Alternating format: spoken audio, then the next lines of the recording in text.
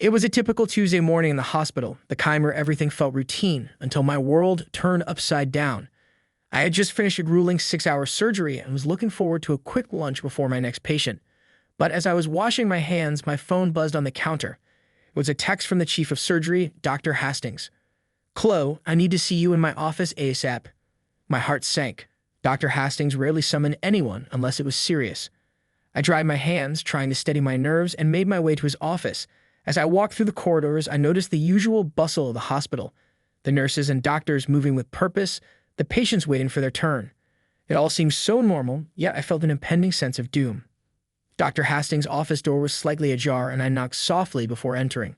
He was sitting behind his large mahogany desk, his face a mask of stern professionalism. Across from him sat two members of the hospital's administration team, their expressions unreadable. "Chloe, have a seat," Dr. Hastings said, his voice unusually cold. "What's going on?" I asked, my voice trembling slightly as I took the offered chair. Dr. Hastings took a deep breath and looked me directly in the eyes. "Chloe, we've received reports that you've been stealing drugs from the hospital." I blinked, unable to process the words. "What? That's impossible. I would never." He cut me off, his tone sharp. "There are witnesses and signed reports. This is serious. You're suspended pending investigation." The room seemed to close in on me, the walls pressing in tighter and tighter. Who would say such a thing? There must be some mistake. I haven't taken anything. One of the administrators, a woman with short blonde hair and a severe expression, interjected. "Dr. Hastings, we've already begun an internal review. The evidence is compelling." I turned to her, desperation in my voice. "Please let me see this so-called evidence. I have nothing to hide." Before she could respond, Dr. Hastings held up a hand. "This is a delicate matter, Chloe. We'll handle the investigation and you will be informed of the findings in due course." I stood up, my legs shaky. "This is a mistake. I swear I didn't do anything wrong." But the look on their faces told me they didn't believe me. I left the office, feeling as though I had been punched in the gut. As I stumbled down the hallway, my phone buzzed again. It was Lucas. I answered, my voice a fragile whisper. "Lucas." "We need to talk," he said, his tone flat and devoid of emotion. "Not now, Lucas. Now, Chloe, I'm filing for divorce." The words hit me harder than any physical blow. "What? Why?" "Lucas, you know I didn't do this. You can't just. You're a criminal now, Chloe. I can't be associated with this. Goodbye." I stood there, the phone slipping from my hand, crashing to the floor with a resounding thud. My world had just shattered into a million pieces, and I had no idea how to pick them up. Later that evening, Luna came over to my apartment. She was my best friend and the fiercest lawyer I knew. When I opened the door, her concerned expression melted into a look of pure determination. "I heard what happened," she said, wrapping me in a tight hug. "We'll fight this, Chloe. We'll get to the bottom of it." I nodded, trying to hold back the tears that threatened to spill over. "Lucas is divorcing me. He thinks I'm guilty." Luna's eyes flashed with anger. "That bastard. He should be standing by you, not abandoning you. We'll handle him later. Right now, we need to focus on clearing your name." We sat on the couch, the familiar scent of Luna's perfume a small comfort in the chaos. She pulled out a notepad and pen. "Okay, tell me everything. Start from the beginning. Who could have framed you?" As I recounted the events of the past few days, Luna listened intently, her pen scribbling furiously. Despite the fear and uncertainty, her presence gave me a glimmer of hope. "Chloe, we'll figure this out," she said, her voice resolute. "You're not alone in this. We'll find the truth and we'll make sure justice is served." I took a deep breath, trying to steady the whirlwind of emotions inside me. "Thank you, Luna. I don't know what I'd do without you." She squeezed my hand. "You don't have to find out. We're in this together." As the night wore on, I felt a small flicker of hope amidst the darkness. With Luna by my side, maybe, just maybe, I could weather the storm. The days following the accusation and Lucas's sudden departure were some of the darkest of my life. My once orderly world had descended into chaos. A hospital, which had always been my sanctuary, now felt like enemy territory. I couldn't escape the whispers, the suspicious glances, the feeling that everyone believed I was guilty. Luna was a constant presence, her unwavering support a beacon in the storm. She balanced her demanding job with helping me navigate the legal quagmire I found myself in. We spent countless hours poring over documents, trying to find holes in the accusations against me. One particularly difficult afternoon, I was at Luna's office, a small cluttered space that felt both cozy and chaotic. She was sitting behind her desk, stacks of legal papers and files surrounding her, a determined look on her face. "Chloe, I've been going through the hospital's internal policies," she said, not looking up from the papers. "There are discrepancies in the witness statements, It's like they were coached to say the same thing. I leaned back in the worn leather chair, exhaustion weighing me down. Who would do this, Luna? And why? I've never done anything to warrant such hatred. Luna finally looked up, her eyes softening with sympathy. I don't know. We'll find out. We're requesting access to the hospital's surveillance footage. That should give us a clearer picture. Just then, my phone buzzed. It was a message from the hospital's administrative office. I opened it, my heart sinking as I read the words, "Disciplinary hearing scheduled for Friday." Luna, they're pushing for a hearing this Friday, I said, my voice trembling. She stood up and walked over to me, placing a reassuring hand on my shoulder. We'll be ready. Don't worry, Chloe. We'll fight this. Despite Luna's assurances, the days leading up to the hearing were filled with anxiety and sleepless nights. I barely ate, the stress gnawing at my insides. One evening, Luna insisted I stay at her place, refusing to let me be alone. Over a hastily ordered pizza, we sat on our couch, the soft glow of the TV casting a comforting light in the room. Luna, what if they don't believe me? What if I lose my license? My career? I asked, picking at the crust of my slice.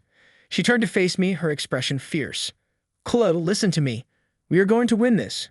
You're innocent, and we'll prove it. Don't let them break you. I nodded, trying to absorb her confidence. Thank you for everything. I don't know how I'd get through this without you. Luna smiled, a rare softness in her eyes. You do the same for me. Besides, you're stronger than you think. We'll get through this together. The day of the hearing arrived too quickly. I walked into the hospital's conference room, feeling the weight of 100 eyes on me. Dr. Hastings and the administrative team were seated at the long table, their faces impassive. Luna stood by my side, a steady presence. She presented our case with meticulous detail, highlighting the inconsistencies in the accusations and pointing out the flaws in the so-called evidence. At one point, Luna called Dr. Ramos, a colleague who had always been friendly but distant, to the stand. She questioned him about the drug storage protocols and the surveillance footage. Dr. Ramos, are you aware of any irregularities in the storage procedures? Luna asked, her tone professional but firm. He shifted uncomfortably.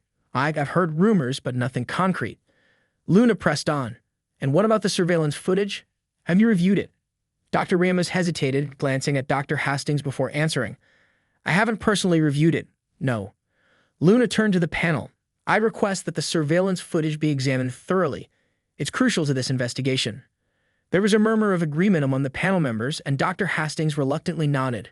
Very well. We'll review the footage. That evening back at Luna's apartment, we waited anxiously for the results of the review. The hours dragged by, each minute a torment. Finally, my phone rang. It was Dr. Hastings. Chloe, we've reviewed the footage. There's nothing implicating you. The investigation will continue, but for now, you're reinstated. Relief flooded through me, and I sank to the floor, tears streaming down my face. Thank you, Dr. Hastings. As I hung up, Luna hugged me tightly. I told you we'd get through this. It's not over, but it's a victory. I nodded, feeling a glimmer of hope for the first time in weeks. I couldn't have done it without you, Luna. Thank you. She smiled, wiping away her own tears. We're in this together, Chloe. Always. In that moment, despite the ongoing battle, I felt a renewed sense of strength. With Luna by my side, I knew I could face whatever came next. The relief from the hearing's outcome was short-lived. A few days later, I found myself sitting in my living room, staring blankly at the wall, trying to make sense of everything that had happened. My life felt like a series of relentless storms, each one more intense than the last. And then, I felt a sharp, unexpected pain in my lower abdomen. At first, I dismissed it as stress, but the pain grew stronger, more insistent. Panic set in as I realized something was wrong. I reached for my phone with trembling hands and called Luna. Luna, I need help, I said, my voice barely a whisper. Something's wrong. I need to go to the hospital. Luna's voice was immediately concerned. Stay where you are, Chloe. I'm on my way. I'll be there in 10 minutes. The drive to the hospital felt like an eternity, each bump in the road sending waves of pain through me. Luna kept one hand on the wheel and the other on my arm, her presence a lifeline. When we arrived, Luna rushed me into the emergency room. The staff recognized me immediately, and Dr. Ramirez, my gynecologist, was quickly called. Chloe, what happened? He asked, his brow furrowed with concern as he helped me onto the examination table. I don't know, I managed to say through the pain. It just started hurting, and it won't stop. Dr. Ramirez conducted an ultrasound, his face a mask of concentration. After what felt like an eternity, he turned to me, his expression grave. Chloe, you're experiencing a threatened miscarriage. We need to monitor you closely and get you on bed rest immediately. Tears welled up in my eyes. Is my baby going to be okay? He placed a reassuring hand on my shoulder. We're going to do everything we can, but you need to stay calm and avoid any stress. Luna stayed with me through the night, her presence a comfort in the sterile hospital room. She held my hand as I lay there, the rhythmic beeping of the monitors a constant reminder of the precariousness of my situation. I can't lose this baby, Luna, I said, my voice cracking. It's the one thing keeping me going. Luna squeezed my hand. You're not going to lose the baby, Chloe. You're strong and so is your little one. We'll get through this. The following days were a blur of bed rest and medical checkups. Luna coordinated everything, making sure I had everything I needed. It was during this time that I reconnected with an old acquaintance, Thiago, a former police officer who had retired due to an injury. We had met briefly a few years ago at a charity event, and now he worked as a security consultant at the hospital. One afternoon, as Luna was updating me on the latest developments in my case, Thiago knocked on the door. Hey, Chloe, said, a warm smile on his face. I heard about what happened. How are you holding up? I managed a weak smile. I've been better.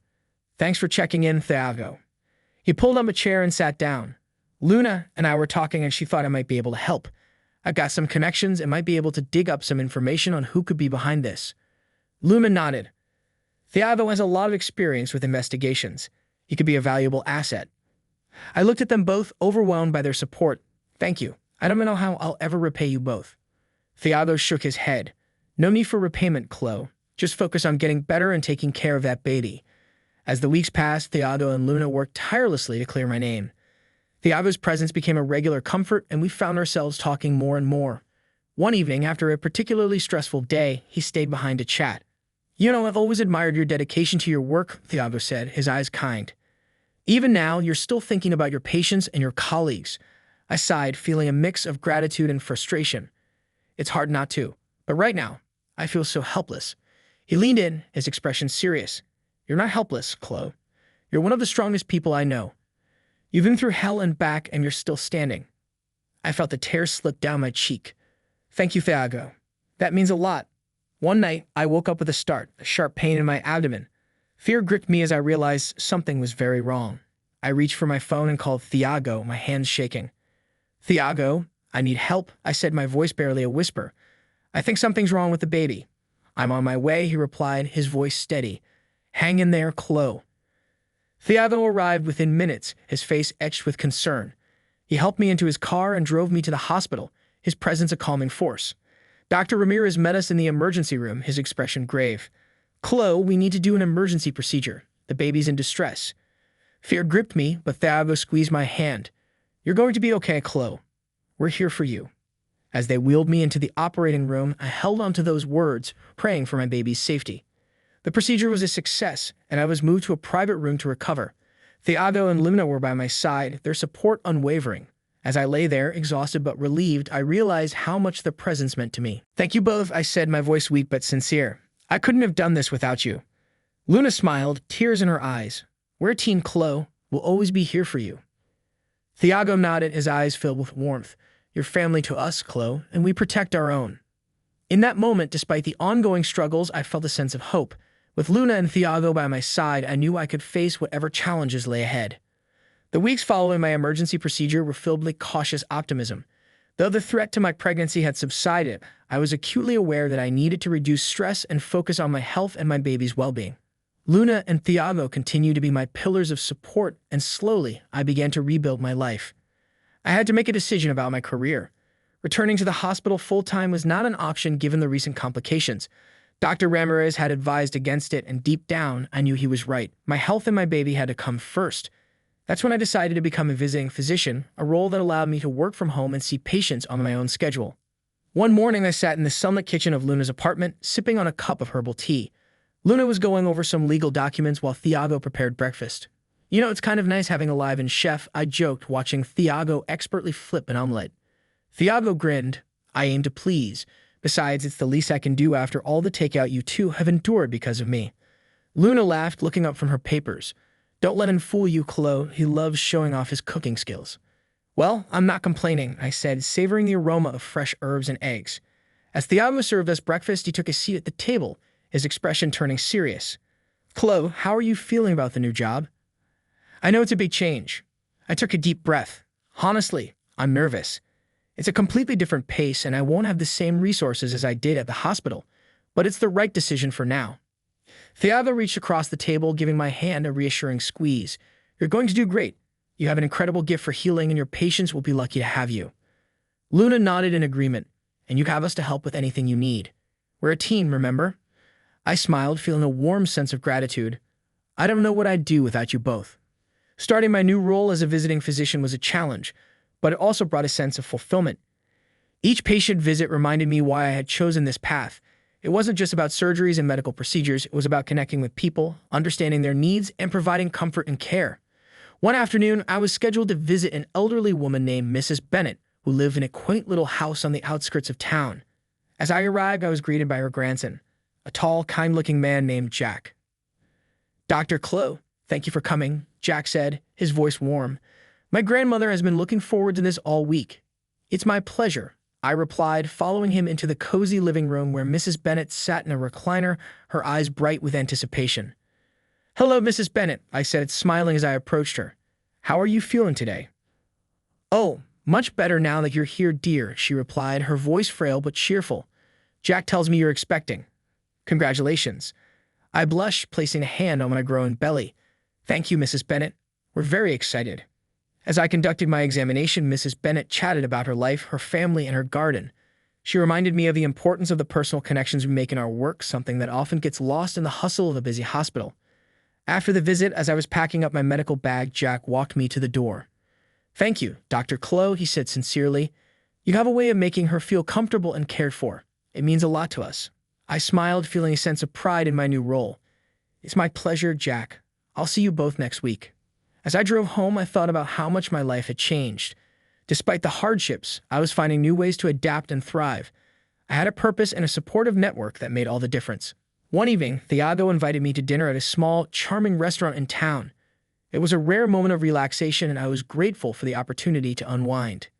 As we sat down, Thiago looked at me, his eyes serious yet kind. Clo, I've been thinking a lot about us, about you, me, and the baby. I want you to know that I'm here for you. Not just as a friend, but more, if you're open to that. My heart skipped a beat. Thiago had been a rock for me through this entire ordeal, and my feelings for him had grown stronger each day. I took a deep breath, meeting his gaze. Thiago, I don't know what the future holds, but I do know that you've been my strength when I needed it most. I'd like to see where this can go too. He smiled, a look of relief and happiness washing over his face. Then let's take it one step at a time together. With Thiago's support, my confidence grew. I felt more equipped to handle the challenges that came my way. We started spending more time together, and he became a constant presence in my life. Luna noticed the change in me and often teased us about our blossoming relationship. Finally, some good news in the middle of all this chaos, she said one evening as we gathered at her apartment. You two are perfect for each other. I blushed, glancing at Thiago, who grinned. We'll see how it goes, I said, my heart feeling lighter than it had in months. As the months passed, I grew more comfortable in my new role, and with the changes in my personal life, I felt stronger, more resilient, and hopeful about the future. With Thiago and Luna by my side, I knew I could face whatever came next.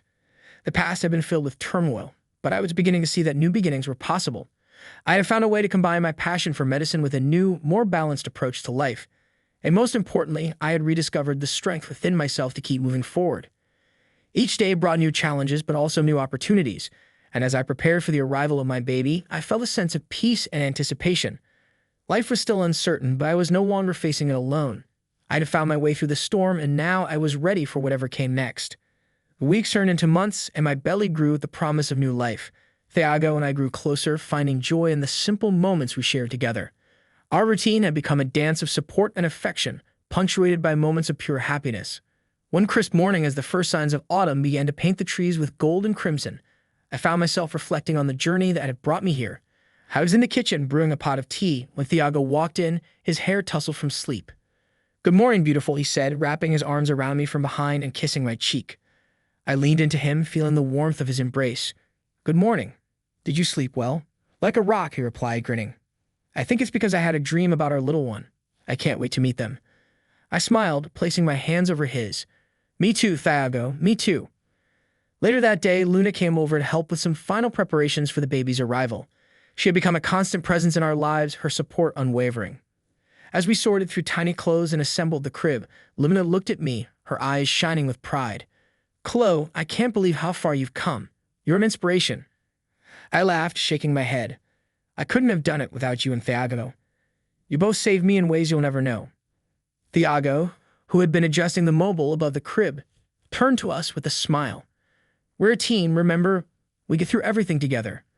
Luna nodded, giving me a playful nudge. Speaking of together, have you two thought about making it official? I blushed, glancing at Thiago. We had talked about it, but with everything happening, we hadn't set a date. Thiago stepped forward, taking my hand. Actually, Luna, we have. We decided to get married before the baby arrives. Luna's eyes widened with excitement. That's wonderful. When's the big day? Next month, I said, squeezing Thiago's hand.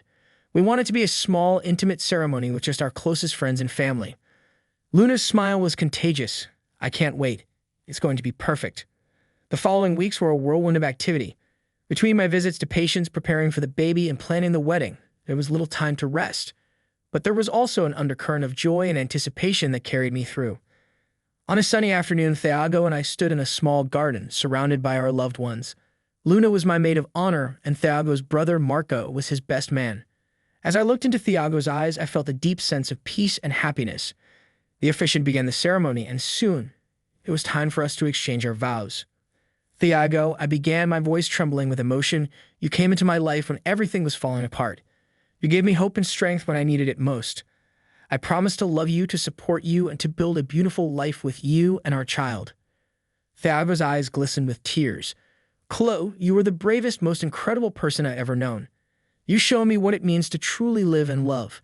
I promise to stand by you through all of life's challenges, to cherish you, and to be the best partner and father I can be. As we exchanged rings, I felt a wave of love and gratitude wash over me. We were starting a new chapter together, one filled with hope and possibility. After the ceremony, we celebrated with a small reception in the garden. There was laughter, music, and a sense of joy that was palpable. Luna gave a heartfelt toast, and Thiago's brothers shared amusing stories from their childhood. Later that evening, as the stars began to twinkle in the sky, Thiago and I found a quiet moment alone. We stood by the garden gate, holding hands and looking up at the night sky. I can't believe we're finally here, I said softly. It feels like a dream. Thiago turned to me, his eyes full of love. It's real, Chloe, and it's just the beginning. We have so much to look forward to. I rested my head on his shoulder, feeling the gentle rise and fall of his breath. I know, and I'm so grateful for you, for us, and for everything we built together. As the days turned into weeks, we settled into a comfortable rhythm. The baby's nursery was ready, and we were both eagerly awaiting the arrival of our little one. I continued to see patience, finding fulfillment in my work and joy in the connections I made. One afternoon, I was visiting a new patient, an elderly man named Mr. Anderson. He lived alone in a charming cottage surrounded by a beautiful garden. As I conducted his examination, we talked about his life and his love for gardening. You know, Dr. Chloe, Mr. Anderson said, his eyes twinkling, there's something very special about bringing new life into the world, whether it's a plant or a child. I smiled, feeling the baby kick. I couldn't agree more, Mr. Anderson. He looked at me with a gentle smile. You're going to be a wonderful mother. Just remember to take it one day at a time and cherish every moment. The day finally arrived when I went into labor. Thiago was by my side, holding my hand and encouraging me through each contraction. Luna was there too, her presence calming and reassuring. After hours of labor, I heard the first cries of our baby. Tears of joy streamed down my face as the nurse placed our child in my arms. Thiago, I whispered, looking up at him, me, our baby. He leaned in, his eyes filled with awe and love. Welcome to the world, little one, he said softly, kissing the baby's forehead. In the weeks that followed, we adjusted to life as new parents. It was challenging, exhausting, and utterly beautiful. Thiago and I took turns caring for the baby, and Luna continued to be an incredible support. One evening, as we sat on the couch, watching our baby sleep in the crib, Thiago wrapped his arm around me. I can't believe how much has changed, he said quietly. We've been through so much, but look at us now. I nodded, resting my head on his shoulder. We've come a long way, and I wouldn't have it any other way. Thiago kissed the top of my head. Neither would I. This is just the beginning, Chloe. We have a lifetime of happiness ahead of us. I smiled, feeling the warmth of his love and the contentment of our little family. We had faced countless challenges, but together, we had found our way to a place of peace and joy. And as I looked at our baby, I knew that the future was bright and full of promise.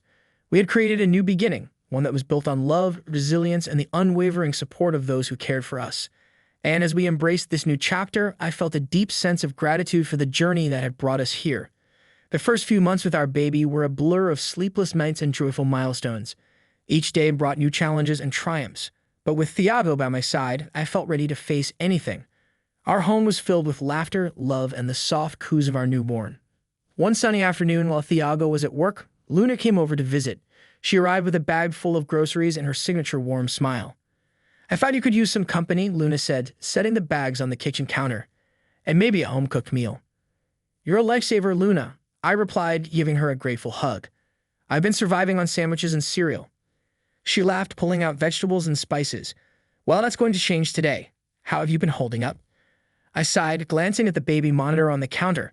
It's been overwhelming at times, but also wonderful. Thiago and I are adjusting, and the baby is healthy. I couldn't ask for more. Luna nodded, her eyes full of understanding. "You're doing great, Chloe. Remember to take care of yourself, too." As we prepared the meal together, Luna shared stories from her recent cases, and I updated her on the baby's latest developments. The familiar rhythm of our friendship was comforting, a reminder of the support that had carried me through the darkest times. "Have you thought about going back to work?" Luna asked, stirring a pot on the stove. I hesitated, wiping my hands on a towel. "I have, but it's complicated. I want to be here for the baby, but I also miss my work." "Maybe you can find a balance," Luna suggested. "Part-time or even just a few hours a week. You don't have to decide right now." I smiled, feeling a weight lift off my shoulders. "You're right. I'll figure it out." That evening, after Luna left, Thiago came home to the smell of a delicious meal. He walked into the kitchen, a smile spreading across his face. "What's this?" he asked, wrapping his arms around me from behind. Luna came over and insisted on cooking, I replied, leaning into his embrace. "It's her way of making sure we're eating well." Thiago chuckled. "She's amazing, and so are you." As we sat down to dinner, the baby monitor crackled with soft sounds. Our little one was sleeping peacefully, giving us a rare moment to enjoy a meal together. "Thiago," I began, setting down my fork. "I've been thinking about going back to work, at least part-time." He looked at me with a mixture of surprise and support. "Are you sure you're ready?" "I think so," I said, nodding. "I love being home with the baby, but I also miss my patients. I need to find a way to balance both." Thiago reached across the table, taking my hand. "Whatever you decide, I'm here to support you. We can make this work together." The next few weeks were a flurry of activity as I started to transition back to work. I decided to take on a part-time role, visiting patients a few days a week. It was the perfect balance, allowing me to continue my career while still being present for my family. One morning, as I prepared to leave for my first day back, I felt a mix of excitement and nerves. Thiago stood by the door, holding the baby, who was wrapped in a soft blanket. "You've got this," he said, giving me an encouraging smile. "We'll be right here when you get back." I kissed them both, feeling a surge of love and determination. "Thank you, Thiago. I couldn't do this without you." Returning to work was a whirlwind. My first patient was Mrs. Green, an elderly woman with a warm smile and a penchant for storytelling. As I conducted her examination, we chatted about her garden and her grandchildren. "It's good to see you again, Dr. Chloe," she said, her eyes twinkling. "We've missed you." "I've missed you too, Mrs. Green," I replied, feeling a sense of fulfillment that had been missing. "It's good to be back." As the weeks went by, I settled into my new routine. Balancing work and motherhood was challenging, but with Thiago's unwavering support and Luna's constant encouragement, I felt more confident each day. One evening, after putting the baby to bed, Thiago and I sat on the porch, enjoying the cool night air. He handed me a cup of tea, and we sat in comfortable silence for a while. "I'm proud of you, Chloe," Thiago said finally, his voice filled with emotion. "You've come so far and handled everything with such grace." I looked at him, my heart swelling with love. "I couldn't have done it without you, Thiago. You've been my rock." He smiled, leaning in to kiss me. "We're a team, remember? We'll get through anything together." As the months turned into a year, our family continued to grow stronger. Thiago and I celebrated our anniversary with a quiet dinner at home, reminiscing about our journey and dreaming about the future. One day, while we were out for a walk with the baby, Thiago turned to me with a thoughtful expression. "Chloe, I've been thinking," he began. "What if we started a foundation to help other women who are going through what you went through? We could provide support, legal aid, and resources for those who need it." I stared at him, amazed by his idea. "Thiago, that's incredible. I love it. We could make such a difference." He nodded, his eyes shining with determination. "Let's do it. Together." With renewed purpose, we began to lay the groundwork for the foundation. Luna offered her legal expertise, and soon we had a team of passionate individuals ready to help us make a difference. As we stood in our office one day looking at the plans for the foundation, I felt a sense of fulfillment and hope. "We're really doing this," I said, turning to Thiago. He smiled, wrapping his arm around me. "Yes, we are. And it's just the beginning. In the years that followed, our foundation grew, touching the lives of countless women and families. Thiago and I continued to build our life together, surrounded by love, support, and the knowledge that we were making a positive impact. Looking back, I realized that every challenge, every moment of doubt had led us to this point. We had moved forward with resilience and hope, and our future was brighter than ever. As I stood on the stage one evening speaking at a gala for our foundation, I glanced at Thiago and our growing family in the audience. I knew that together we could overcome anything. "Thank you for believing in us," I said, my voice filled with emotion. "This is just the beginning. Together, we can achieve so much more." And as the applause filled the room, I felt a deep sense of gratitude for the journey that had brought us here. We had found our way forward, hand in hand, ready to face whatever the future held.